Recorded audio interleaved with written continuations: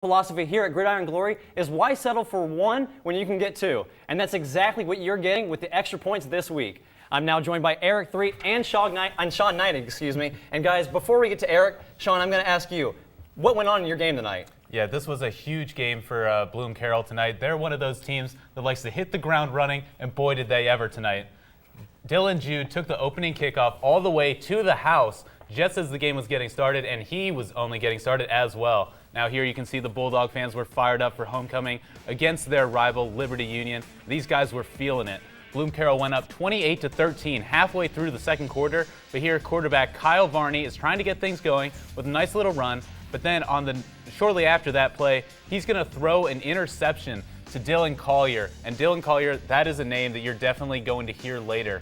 Now, Coach Wade Bartholomew of Bloom-Carroll, he definitely wants his team to play fast. And here you're going to see him talking up to his team. They like to run the no-huddle offense, so they really get going, and his guys did not disappoint. Justin Harvey finds a wide-open Jude right here, and Jude, he was just a monster tonight. He had 4 total touchdowns, and that's something you really don't see very often. And that gave Bloom-Carroll a lead, 35-13, going into halftime. And then 35 points, that's the Bloom-Carroll's average for the year, so they already met that in the first half. So here, Braden Glasgow last week, 210 yards on the ground for Liberty Union, 4 touchdowns for him. But that Bulldog defense did a great job containing him and the rest of the Lions on offense.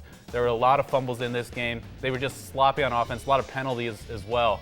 So, and now I told you would hear Dylan Collier's name again, and I'm not a liar. So here Varney went back to pass, he's throwing it, and then Collier lays out for the second pick of the night. They picked up the win. 49-13 over their rivals, a team they lost to by 1 last year. So this is a huge win for Bloom-Carroll. Well, that was a big win, definitely for them and the Bulldogs. It looks like they're going to get back on track. And speaking of getting back on track, we were looking for them, Hamilton Union. They're taking on Amanda-Clearcreek. So Erik, were they able to get it done? Justin, the Aces were looking to avoid their first 1-3 start, but they had to go through the Hamilton Township Rangers first. The Aces lost their first 2 home games this year, but they were looking to get back on track because they need to keep up with the Mid-State League.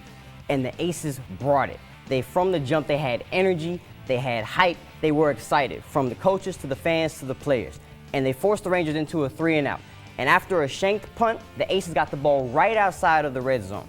And Braden Neff dropped back on the 3rd play, drops a dime to his man for a touchdown, puts the Aces up 7-0.